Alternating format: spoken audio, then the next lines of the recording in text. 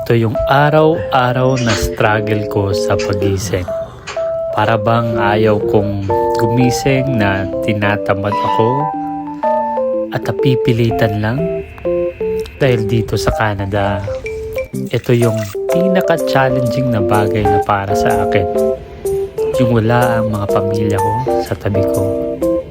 Itong araw-araw na routine ko na minsan ay nakakaumay na, nakakasawa na.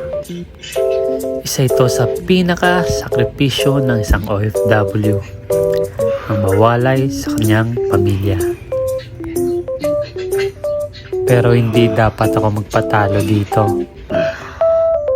Ito yung ginagawa ko araw-araw na pag-exercise na isang paraan na malabanan ko ang pagka-homesick ko dito sa Canada.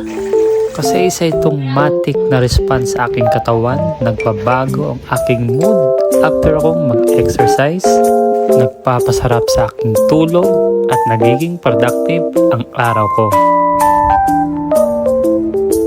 Ito nga pala ang scooter na gamit ko papuntang trabaho at hindi muna ako kumuha ng sasakyan. Kasi na-realize ko dito sa Canada, pag kumuha ka ng sasakyan ay matatali ka na sa bayarin mo. Gas pa lang, insurance pa lang, ay napakamahal na. Di pa kasali dito pag kumuha ka ng hulugan ng sasakyan. Bilang baguhan dito sa Canada, di ko kailangan makipagsabayan sa mga matatagal na dito. Kasi alam ko na isa sa pinakamahirap o nagpapahirap sa mga Pilipino dito ang mga bills. At isa dito ang sasakyan. Kaya kailangan ko munang unahin ang mga prioridad ko dito para sa future ng aking pamilya dito sa Canada. At eto na nga, papasok na ako sa aking trabaho at isi-share ko sa inyo ang trabaho ko dito sa Canada Part 2. Sa pagpasok ko, sisettle ko muna yung mga gamit ko at magsusuot syempre ng hairnet, magsusuot ng headset, at magsimula sa bakbakang araw. Ito nga pala yung ginagawa ko bilang isang food service supervisor. Isa kang all-around dito sa Canada. Nagtitake ng order, nagpapunch ng mga order sa delivery, nagpapack ng order, at nag-a-assemble pa ng mga sandwich.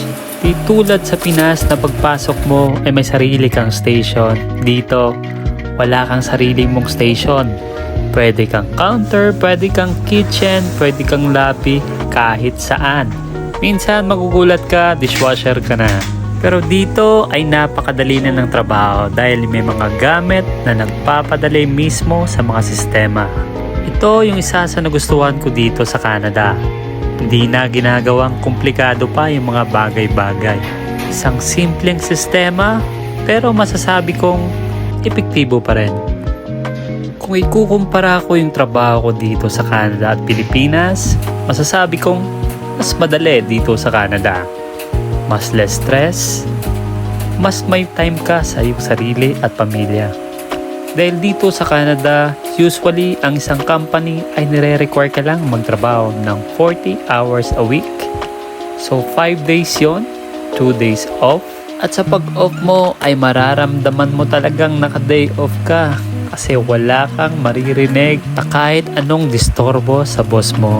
At isa rin to sa pinaka nagustuhan ko sa aking trabaho kasi may work and life balance ka talaga. Kaya kapag may naririnig kayo or napapanood kayong mga vlog dito sa Canada na nakakapagod na worth it ba talaga, ay masasabi kong choice nila yon. Kasi katulad nga ng sinabi ko kanina, choice kong mag-scooter lang muna compare sa kumuha ng sasakyan. Kasi ayokong ngang matali sa isang sitwasyon na nagtatrabaho ko para lang magbayad ng bills at walang savings, walang emergency funds, at walang preparation sa future ng aking pamilya at pamumuhay ko dito sa Canada. Di ko sinasabing mali yung kanilang ginagawa. Pero may sarili tayong diskarte at may kanya-kanyang pamamaraan sa ating pamumuhay. Pero ako, ito yung pinili kong diskarte at paraan. Ang paraan na alam kong makakatulong para mas mapabilis yung aking mga plano sa aking pamilya at sa future ng aking mga anak dito sa Canada. Kaya sa aking 1 taon dito sa Canada, ay masasabi kong unti-unti kong naitatama ang aking pagkakamali sa Pilipinas at dito ako magsisimula ulit ng bagong buhay ko sa Canada.